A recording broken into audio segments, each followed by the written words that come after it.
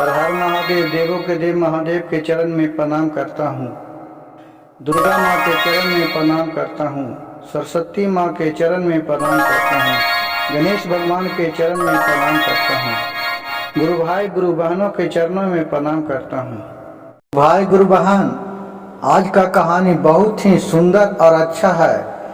आज का कहानी है कि राजा के बहू क्यों बनी बंदरिया। कहानी बहुत ही रहस्यमय और ज्ञानवर्धक है।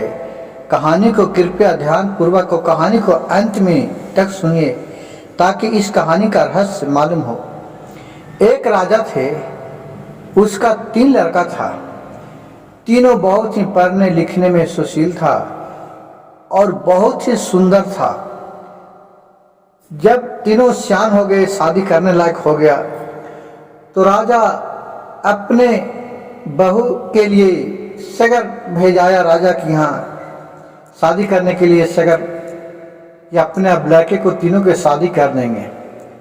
बाकी जितना उसका लड़का तीनों सुंदर था, उस तरह के कहूँ लड़की नहीं मिला उसको सुंदर। और आके थक के घर में अपने राजमहल में थे और बहुत ही चिंता में उस दिन से राजा उदास रहने लगे कि मैं अपने बेटे को कहाँ शादी करूँगा, किससे शादी करूँगा। जिस तरह मेरा लड़का गुण में और रूप में अच्छा सुंदर है, उस तरह का करूँ। मेरे योग्य बहू नहीं मिल रही है। उसी चिंता में वो अपने कचहरी में चिंतित रहते थे। गुरु भाई गुरु बहन, देखिए सब शिव गुरु का महिमा। एक दिन के बात हुआ कि एक साधु बाबा आए राज दरबार में। साधु बाबा के देख के बहुत खातिरबाज किए, उनको चरण धोए साधु महात्मा के राजा। फिर राजा के चेहरा देख के बाबा बोले कि वत्स, तुम्हारे चेहरे पर बहुत ही उदासी छाया हुआ है। क्या कारण है? क्या चीज का कमी है? आपके पास तो भोलेनाथ के कृपा से सब कुछ भरा है, भरा भंडार है। 3 गो आपके बच्चे हैं। बाबा के बात सुनकर राजा बोले कि बाबा, आप कैसे मेरे मन के बात जान गए हैं? बाबा बोले कि ऐसा कोई बात नहीं है कि आपको चेहरे देख के मैं जान जाता हूँ। किसी का भी चेहरा देख के प्रभु के लीला होता है कि आपका बात जान गए। राजा बोले कि बाबा क्या कहूँ, दुख का कारण तो ये है कि हमारे पास सब चीज का कमी नहीं है, धन दौलत सब कुछ है, मेरे बाल बच्चे सब है, लेकिन मेरे जो 3 गो पुत्र है, तीनों शादी विवाह करने योग्य हो गया। इसके लायक हम सगर खोजवाए, लेकिन कहूँ इसके लायक कन्या नहीं मिल रही है। इसीलिए मैं चिंता में हूँ कि शादी करूँ तो किससे करूँ, कहाँ करूँ। राजा के बात सुनकर बाबा उसका 3 गो बांध दिए निकाल के। बोले लीजिए ये बांध और अपने लड़के को साथ में लेके जाइएगा और ये बांध को चलाने के लिए बोलिएगा। बांध जहां जाके गिरेगा उसी के घर में आप लड़की होगा, उसी से आपको शादी रचाना होगा। यही प्रभु भोलेनाथ की महिमा है और कृपा है। कहे कि ठीक है बाबा, आपका बात तो मैं नहीं उल्लंघन कर सकते हैं। और वो 3 बांध दे दिए और बाबा वहां से चले गए।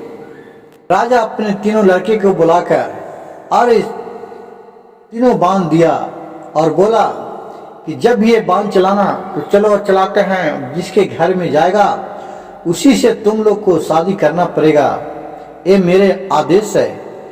उसका बेटा बहुत ही संस्कारी और आज्ञाकारी थे राजा का। कहे ठीक है पिताजी, जैसे आपके आज्ञा उसी करूँगा।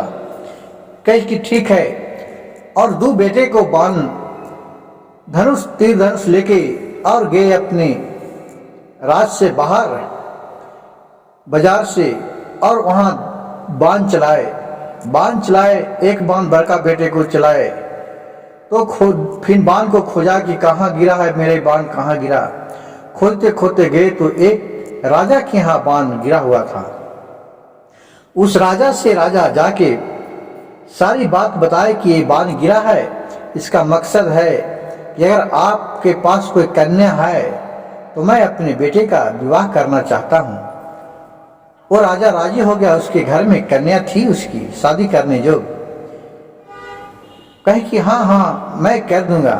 वो खुशी के मारे समाया नहीं। कहे ठीक है। फिर मंझला बेटा के बोला तुम बाण चलाओ। फिर वो बाण चलाए। फिर वो बाण खोजाने के लिए भेजे तो खोजते खोजते देख रहे कि एक गरीब के घर में गिरा हुआ है बाण। वहां मिला। वो गरीब के घर में जाके बोले राजा कि आपका कोई कन्या है तो उससे मैं अपने बेटे को शादी करना चाहते हैं। आपका कन्या है क्या? बोले उस गरीब के पिताजी कि हाँ मेरे एक बच्ची है जो शादी करने योग्य है, लेकिन आप राजा हैं हम गरीब हैं। मैं आपका खातिरवास कैसे कर सकूंगा राजा साहेब? आपका तो मैं आभार कैसे व्यक्त कर सकूं कि आप ये बात हमारे सामने बोले। मैं तो शर्म से झुका जा रहा हूं। राजा के बात ये गरीब के बात सुनकर राजा बोला कि ऐसा कोई बात नहीं है। मेरा ये बाण जहां गिरेगा उसी से अपने बेटे को शादी करना है। ये भोलेनाथ का महिमा है, उन्हीं का कृपा है और आपका बेटी का भी यही कृपा है। कही ठीक है मैं कह दूंगा। उसको तो कोई फूला नहीं समाए कि कहा मेरी बेटी गरीब बेटी राज दरबार में जाएगी। फिर तीसरे बेटे का बोला कि तुम बाण चलाओ। फिर तीसरे बेटे बाण चलाया और फिर वो बाण खोजने लगा तो खोजते खोजते बाण कन्हू उसको बाण पता ही नहीं चला। खोजते खोजते 1 महीना 1.5 महीना 2 महीना हो गया, लेकिन कन्हू उसको बाण पता ही नहीं चले। तो अब शादी करे तो कहाँ करे? तीसरा बेटा के कहा कि ठीक है अभी इसको शादी पोस्टपोन रख देते हैं और दोनों को शादी कर देते हैं। फिर दोनों बहू की धूमधाम से शादी कर दिए। अब बेटा भी धीरे धीरे चिंता में रहने लगे छोटा वाला कि दोनों के भाई के तो शादी हो गया, अब मैं लगता हूं कि इस जीवन में कुमारे का रह जाऊंगा, लेकिन प्रयास तो छोड़ना नहीं चाहिए। ये छोटा बेटा सोचा। कहा पिताजी के कहा पिताजी अब आप हमको आज्ञा दीजिए कि मैं अपने बाण खोजने के लिए स्वयं जाऊं। अगर कहूं बाण मिल जाएगा तो मैं शादी करके चला आऊंगा। राजा के पिता बोले राजा कि ठीक है बेटे जाओ, कोई दिक्कत नहीं है। तो वहां से वो अपने भोलेनाथ के नाम लेके और छोटा बेटा चला गया। जैते जैते जैते जैते 15-20 दिन हो गया, कन्हू बाण उसको पते नहीं चल रहा है। एक जंगल में दिखा जा रहा था दूसरे राज्य में, तो देख रहा है कि एक पेड़ के नीचे मेरा बाण पड़ा हुआ है। वो अपना बाण को पहचान लिया। इधर उधर देख रहा है तो कन्हू कोई आदमी नहीं है। सोची कि हम तो शादी करूंगा तो किससे करूंगा, यहाँ तो कोई आदमी नहीं है। फिर ऊपर देख रहा है तो कन्हू कोई नहीं पता चला। तो फिर ध्यान से देखा कि नहीं, बाबा तो बोले थे कि जहां बाण रहेगा वहां जरूर कन्या रहेगी। फिर ध्यान से देख रहा है तो पेड़ पर एक बंदरिया बैठी हुई थी। कहा अच्छा लगता है कि यही बंदरिया से हमको शादी लिखा है। चलिए भोलेनाथ की यही कृपा है तो क्या करूं। अब उनको महिमा कौन बदल सकता है। फिर बंदरिया को चुचकार के मचकार के नीचे बुलाए। गुरु भाई गुरु बहन देखिए भगवान का लीला। पहले के जमाने में जो जानवर भी थे वो अगर आप प्रेम से उससे बात करते थे आपसे भी वो बात करते थे। राजा के लड़का था, उस सब विद्या में मालूम था उसको, जानवर का भी भाषा समझ में आता था। उसको से बोले बंदरिया आई। बोले बंदरिया की क्या कहना चाहते हैं बताइए। राजा का लड़का बोले कि मैं तुमसे शादी करना चाहते हैं, अगर आपका कोई दिक्कत नहीं हो तो मैं तुमसे शादी करूं। बंदरिया बोली कि मैं तो एक बंदरी हूं, हमसे आप शादी कैसे करके खुश रह पाइएगा? कहीं राजा के लगा कि क्या करूं, भगवान का यही कृपया है तो कहीं ठीक है, मैं राजी हूं। और वो शादी करके अपने साथ लेके चले आया बंदरिया को। जब तक राजा दोनों के लिए एक एक महल बनवा दिया था और छोटे बेटे को भी एक महल बनवा दिया था कि आएगा तो वो अपना महल में भी रहेगा। आया बंदरिया को लेके और फिर अपने महल में चला गया। रात का समय हुआ, बंदरिया कुछ बोले तो राजा के बेटा कुछ ही में खिसिया जाए कि हो हमारे भाग में तो बंदरिया है। बेचारी बंदरिया क्या करे, अपना चुपचाप राजा के लड़का सुता पलंग पर, अपना बंदरिया जाके नीचे अपना सुत रही चुपचाप। उसी तरह कुछ दिन बीतते गया, पूरा गुदाल हो गया कि ये भी राजा के तीसरा लड़का के भी शादी हो गया। अब राजा सोचा कि तीनों के तो शादी हो गया, तीनों के शादी करके ले लाए। अब तीनों के परीक्षा लेना है कि तीनों में सबसे महत्वपूर्ण और सबसे सामाजिकता होनहार कौन बहू है कि जो मेरे राज काज को संभाल सकता है। तीनों बेटा को बुलाए एक दिन और बोले, बेटे तीनों तो शादी विवाह कर लिया, अब हमसे एक गुजारिश है कि ले जाओ तीनों के एक 10-10 किलो चावल धान दिया और बोला इसको ले जाओ। अब तुम अपने बहू से तीनों से बोलना कि इसको चावल निकाल के कर लाना है और कल फिर हाजिर होना तीनों लेके। कहीं ठीक है पिताजी, पिता का बात कैसे नहीं मानता है। तीनों लेके चला गया। बर वाला लड़का बोला कि इसका धान के चावल निकालना है। उसी महिला वाला भी लड़का बोला अपने बहू से। बर वाली जो राजा के लड़की थी वो बहुत घमंडी थी, कहा कि मैं तो राजा के लड़की हूँ और चावल को निकालने आया हूँ, क्या ही राज दरबार में। वो कुछ नहीं छुआ तक नहीं, उतना घमंडी थी। वो चुपचाप अपने सुत रहा। जो मंझले वाले बहू थी वो अपने बहू से बोले, बेटा कहीं ठीक है, देखते हैं प्रयास करके।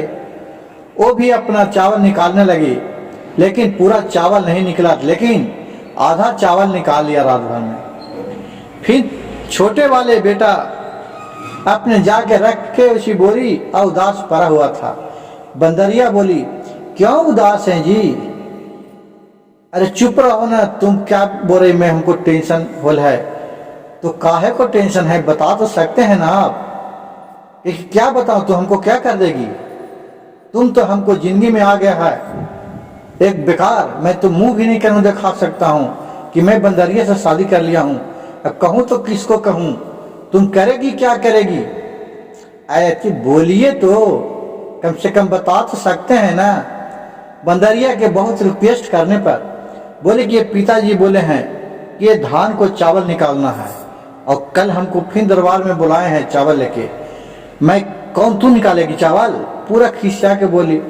वो तो जान रहे कि बंदरिया क्या चावल निकालेगी। बंदरिया बोली कि बस इतने से बात के लिए आप इतना टेंशन लेने हैं, आराम कीजिए, आप सो रहिए, कल बात कीजिएगा।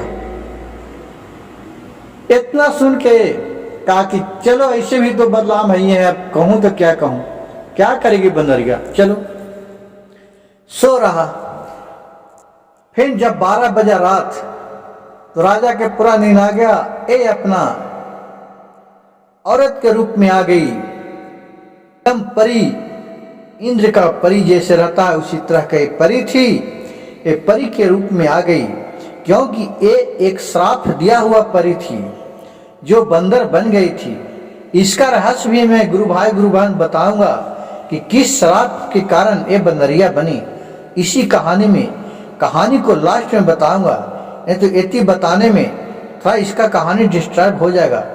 इसलिए कहानी को ध्यान से सुनिएगा कि कैसे बंदरिया बन गई, किसका श्राप से। अपने मन अनुसार जब 12 बजता था रात तो अपने चोला को बदल लेता था। चोला मतलब कि रूप अपने बदल लेते थे और वो अपने रूप में चल आती थी। परी के रूप में, आदमी के रूप में, मनुष्य के रूप में हो जाती थी। 12 बजे रात तो अपने परी के रूप में आई, अपने इशारे से सब चावल को पूरा सुंदर चुन के कर दी। क्योंकि परी के तो आज भी जो देवता देवी है जिसको परी बोलते हैं, उसको बस में सब काम मुमकिन रहता है, कोई भी काम करने में उनको देरी नहीं लगता है, क्योंकि उनके पास दैविक शक्ति रहते हैं। पूरा चावल बस 5 मिनट में करके रख दिए, पूरा सुंदर चावल। फिर सवेरे हुआ, अपने खाना सब खाए। राज दरबार में तीनों बेटा गया। ये तो सोच रहा छोटा वाला बेटा कि मेरा तो इसी को इसी है, मैं क्या कहूंगा, अब कहूंगा क्या, चलो जब तक छिपता है तो छिपाते हैं, और क्या कह सके, अब भोलेनाथ की ही कृपा होगा तो। और फिर तीनों अपने बेटा चले गए राज दरबार में। बड़े वाले बेटे को राजा ने खुलवाए, मोटरी तो देख रहे हैं कि ज्यों के त्यों धान रखा है। वो समझ गए ये तो कुछ काम लायक नहीं है, ये बहू है ये, चलो। मंझले वाले को दिखाए जो गरीब घर की लड़की थी, उसको खुलवाए तो उसमें देख रहा है कि आधा चावल है बना और आधा धान है। राजा सोचा कि चलो कम से कम, वो तो प्रयास तो इतना किया ना चावल फटकने का, चलिए। तीसरे वाले को खुलवाया, देख रहा है कि ये तो पूरा चावल सुंदर है, कहा है ये तो बहुत ही होनहार और तेज है, ये तो हमको आज्ञा का पालन पूरा किया। कहा कि ठीक है। फिर राजा कहा, तीनों से मंगाया कपड़ा अपने पोशाक के लिए और तीनों बेटा को दे दिया। बोला बेटा ये अपने ले जाओ, बहू के बोलना कि मेरे लिए पोशाक कल सिकल, और तीनों बहू दे दे। तीनों बेटा लेके चले गया। बड़े वाला बहू बेटा बोला जाके अपने पत्नी से, बोला कि इसका पोशाक सीके मांगे हैं। कही तब हम इसी के लिए आए, इतना बेगारी करे जाएंगे, दर्जी नहीं है अपना सीखे देगा, हमें ही काम करने क्या आए हैं। वो छमक के और चुपचाप सो रही, वो कपड़ा को हाथ तक नहीं लगाया। मंझली वाली बहू थी, वो कपड़े को काटा पीटा, थोड़ा जहां तक सिया जैसे के तैसे मतलब सी दिया, वो प्रयास किया, वो डर था। अब गुरुभाई जिसको तो जितना समझ में आएगा उतना डर से तो अपना काम करवे करेगा, का पालन तो करवे करेगी। छोटे वाला बेटा जाके फिर चिंता में पड़ गए। बोले, फिर बंदरिया बोली कि क्या हुआ, आप इतना टेंशन में, इतना मन उदास क्यों करे हुए हैं।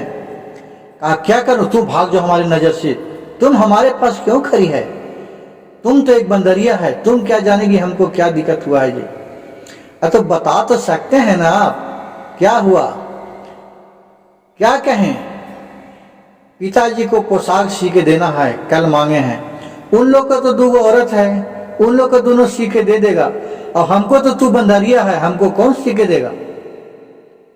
कैस बस इतना ही बात है, इतने लिए कि आप टेंशन ले ले हैं, तो इतने बहुत तुम बोल दिए, बस तनी सी बात है। कल पूछेंगे तो हम क्या पापा के मुंह दिखाएंगे, क्या बोलेंगे कि हमारे औरत कोई लायक नहीं है, क्या कहूं, हमको तो कहने में शर्म लग रहा। बंदरिया बोले, आप चुपचाप सो रहिए, समझे, आप सुबह में जाइएगा तब फिर बताइएगा। वहां सुबह में गए, फिर अपना झोला उठाए तीनों को, फिर अपने राज दरबार में चले गए। अब वहां गए तो तीनों के झोला जीमा हो गया राजा के पास।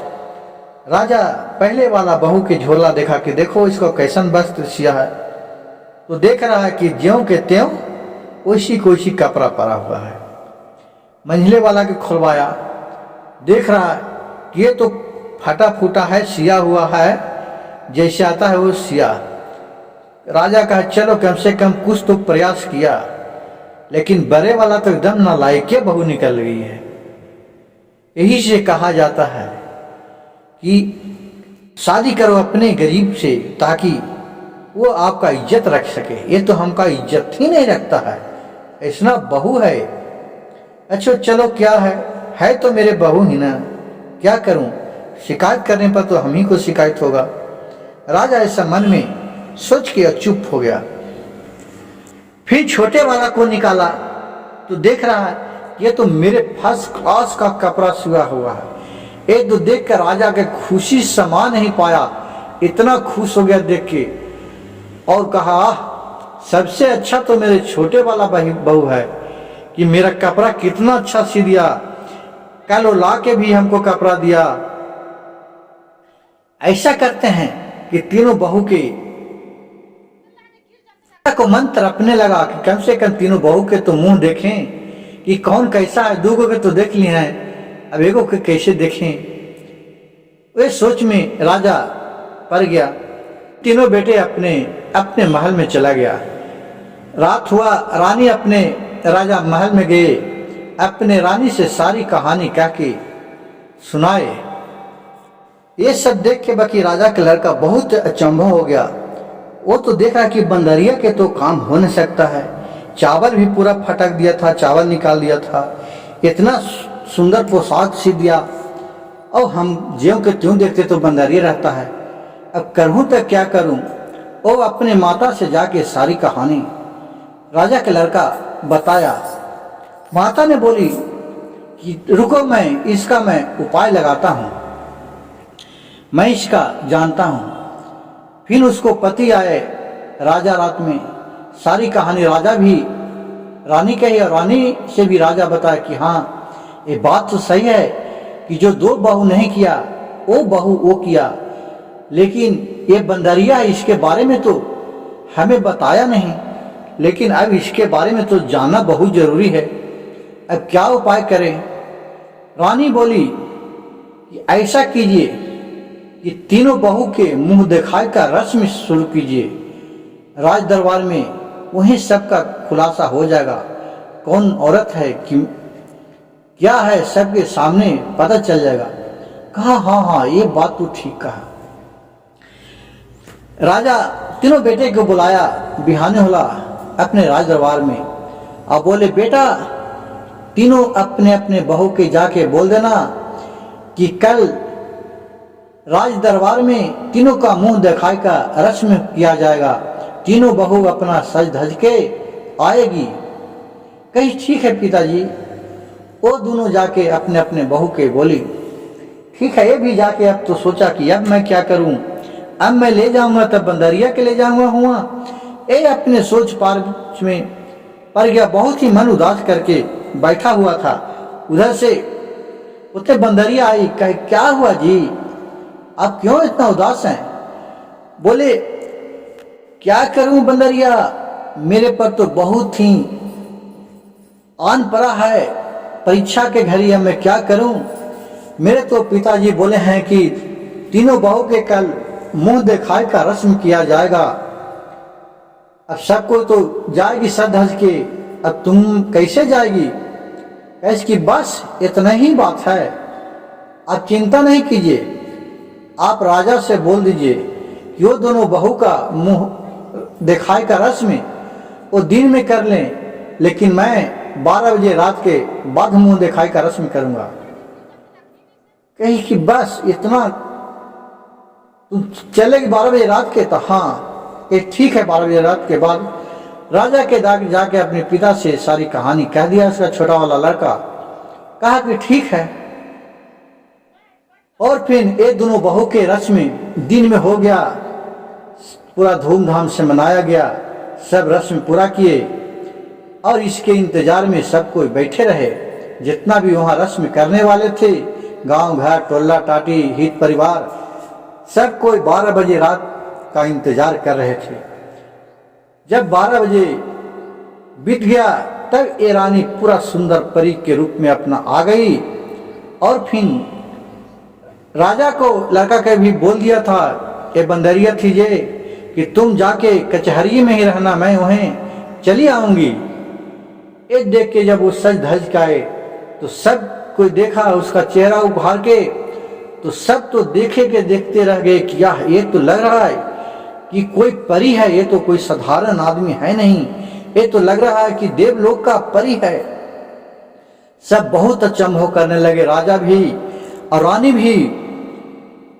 अब इसको तो छोटा लड़का को तो देख के फूलों नहीं समा रहा था। अब इसको मन में खटपट लग रहा था कि ये लग रहा है कि क्या मजमा है, इसको मैं जाके देखते हैं। जब यहाँ सब हो रहा था इसका दिखाई का रस्मी, तो उसका छोटा वाला लड़का वहां दौड़े दौड़े गए और अपना रूम में देखने लगे कि चलो ये दूसरा कोई होगा तो अभी बंदरिया हमको रूम में होगी बैठी, कौन है जा इसको पता लगा ही लेता हूँ। कहने से इसको कोई के मंगाता है। चारों पट्टी खोजा, कन्हू नहीं बंदरिया पता चला। फिर पलंग पर जाकर देख रहा है तो देख रहा है कि बंदरिया का ऊपर वाला खाली खाल है जो वहां पड़ा हुआ है। वो समझ गया कि अच्छा एक मतलब कि यही खाल में बंदरिया आके और अपना आसन लगा लेती है और हमको बुर्बक बना रही है। वो आव न ताव देखा, वो क्या किया कि सोचा कि अब नहीं खाल रहेगा और न बंदरिया फिर खाल में जाएगी। वो माचिस मार के खाल को लहराने लगा, वहीं लहराने लगा। जैसे जैसे यहाँ खाल लहरा है वैसी वहाँ वो परी भी लहर रही है। ये सब तो देख के सबको चंबोरा कि ये क्या हुआ क्या हुआ। पूरा जब वहाँ जैसे जैसे खाल लहरा उसे पूरा वहाँ छटपटा रहा, वहाँ भी आग लगल है उसको देह में, सबको देख रहा है। खाल लहर के राख बन गया तो वहाँ भी वो राख बन गई। जब राख बना तो सबको देख के एकदम हो गया कि ये क्या हो गया। उतरे में फिर वही साधु बाबा आए जो 3 वो दिए थे, 3 बांध दिए थे तीनों लड़का को शादी करने के लिए। वो बाबा फिर आए, वो बाबा के देख के सब दंड प्रणाम कहे और बोले कि बाबा ये तो आज बहुत ही हमारे महल में ऐसा ऐसा पूरा कहानी राजा कह के सुना दिए। बोले कि घबराओ नहीं, इसका रहस्य मैं बताता हूँ। ये कोई बंदरिया नहीं थी, ये साधारण बंदरिया नहीं थी, ये देवलोक का परी थी। मैं जब वहाँ आराधना जंगल में कर रहे थे तो इन लोग आके रोज रोज हमको बहुत डिस्टर्ब करती थी, बहुत हमको परेशान करती थी। कभी फल तोड़ लेता था, कभी कुछ कह देती थी, कभी कुछ कह देती थी। इससे मैं गुस्से में आके इसको मैं श्राप दे दिया था कि तुम आज के बाद तुम ऊपर नहीं जाएगी, अब बंदरिया बन के तुम रहेगी। तो ये बहुत ही रोने लगा, घिघिराने लगा, गिड़गिड़ाने लगा। जो ये परी थी जे बोले कि बाबा हमसे बहुत भारी गलती हो गया, एक गलती को क्षमा कर दीजिए। तो हम कहें कि ठीक है, अब तो जो श्राप दे देते हो तो वापस हो नहीं सकता है, अब इसके लिए तुमको इंतजार करे पड़ेगा। कोई भोलेनाथ का सेवक होगा जो राजा का पुत्र होगा और तुमको उसी में इसी रूप में उसके साथ तुमको शादी हो जाएगा। और जब एक समय ऐसा आएगा कि तुम सबके सामने चोला बदल के और आप आएगी। इतना बात सुन के फिर वहां से जब राजा के भी लड़का आया तो देख रहा है कि यहाँ तो राख बना हुआ है जर के। राजा बोला कि ऐसा ऐसा कैसे हो गया, हमको तो कुछ समझ में नहीं आ रहा है। वो देख के राजा के लड़का बहुत गिड़गिड़ा के रोने लगा और बोला, हे प्रभु भोलेनाथ, जो हमसे गलती हुआ उसको आप क्षमा कर दीजिए, मेरे पत्नी को वापस लौटा दीजिए। ये बात सुनकर उधर से फिर देख रहे हैं कि पत्नी उसका पत्नी थी जो फिर उसी रूप में उधर से उसी का महल से आई और बोली कि क्यों आप रो रहे हैं, क्या हो गया है। और फिर उसको देख के गले में लटक गए। ये राजा का लड़का था जे अब बोले कि प्राण प्यारी, अब तुम हमें छोड़ के कहूं नहीं जाना, अब मैं तुम्हारे बिना नहीं जिंदा रहूंगी। और फिर महात्मा बोले कि नहीं, ये अब वापस नहीं जाएगी, अब ये मृत्यु भुवन पर भी रहेगी। और फिर सब खुशी खुशी रहने लगे। गुरु भाई गुरु बहन, एक कहानी आपको कैसा लगा? अगर मेरी कहानी अच्छा लगे होगा तो मेरे कृपया वीडियो को चैनल को सब्सक्राइब कर दीजिएगा और लाइक कीजिएगा और शेयर कर दीजिएगा ताकि ऐसे ऐसे रोमांचक कहानी आप लोग के पास भेजता रहूं। हर हर महादेव, घर घर महादेव।